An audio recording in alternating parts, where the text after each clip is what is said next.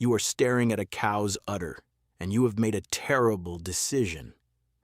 9,000 years ago, somebody looked at that swinging, veiny bag hanging between an animal's legs and thought, that looks like food. Not the meat, not the horns, the bag. And here's the part nobody tells you. Their body wasn't built for this. Every adult human on Earth back then had already lost the ability to digest milk. You drink your mother's milk as a baby, then your gut shuts that ability off for good, the same as it does in literally every other mammal alive. Somebody decided to override that anyway. So what happened when they actually drank it? Nothing good. Undigested milk sitting in an adult's stomach doesn't sit there quietly. It ferments inside you. It bloats. It sends you running for the nearest bush at a speed that would have qualified for the ancient Olympics if those existed yet. The first person to drink milk almost certainly had the worst afternoon of their life immediately afterward. And then, being stubborn and hungry, they came back and tried it again the next day. Why would anyone do that twice? Because a cow that's still alive doesn't need to be planted, doesn't need a whole season to grow, and keeps making food every single day without dying. Milk wasn't a lifestyle choice. It was a loophole for people who were desperate enough to eat the diarrhea and gamble on tomorrow. Then there's the actual milking, which is somehow the weirdest part of this whole story. Nobody invented a bucket first. Before the bucket, there was just a person crouched underneath an enormous, unpredictable animal, gripping something no human had ever gripped before, getting kicked in the head more times than history bothered to count. Cows only let their milk down for their own calves. So early humans faced with a cow who simply would not cooperate for a stranger did the only logical thing available to a Stone Age brain. They built a fake baby cow. Some of them stuffed a dead calf's skin with straw, propped it up on sticks, and pushed it toward the mother's face so she'd relax enough to think her baby was there. Somebody built a scarecrow, except the scarecrow's entire job was to fool a cow into feeling maternal. That is not a footnote in this story. That is the whole plan.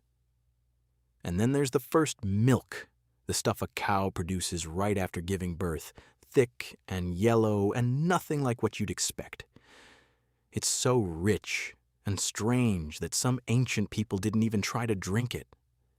They cooked it, boiled it down until it turned solid like a custard because pouring it into a cup clearly wasn't going to work.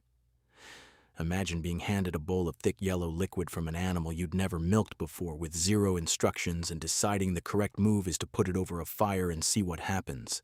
That's the level of improvisation we're talking about here. Quick pause, because I know some of you disappear before the end of these, and you deserve to hear this too. Hit subscribe now before you forget, because the fermented milk part is coming up, and it's somehow the strangest turn in this whole story. Okay, back to it. Somewhere along the way, people also figured out, by accident, that milk left sitting around for a few days sometimes turned thick and tangy instead of rotten, and mysteriously didn't make them sick the way fresh milk did. Nobody knew what bacteria were. Nobody had a microscope. They just noticed a pattern. Leave it in this particular clay pot this particular way, and it turns into something you can eat without spending the rest of the day near a bush. So they kept doing it, on faith, with no idea why it worked, and accidentally invented yogurt and cheese in the process. Over thousands of years of this, the bad afternoons, the fake calves, the boiled custard, the accidental cheese, something strange started happening in certain populations. Some people's bodies simply stopped shutting off the milk-digesting ability after childhood. Nobody chose this. It was just that the people who happened to be born able to drink milk without misery outlived the people who couldn't, in places where milk was the difference between eating and not eating. Your ability to enjoy a glass of milk today exists because somewhere back there, an ancestor's body accidentally cheated the system, and it turned out to matter enormously. So the next time you pour a bowl of cereal, without a second thought, remember what it actually took to get you there. Somebody built a fake baby cow out of hay.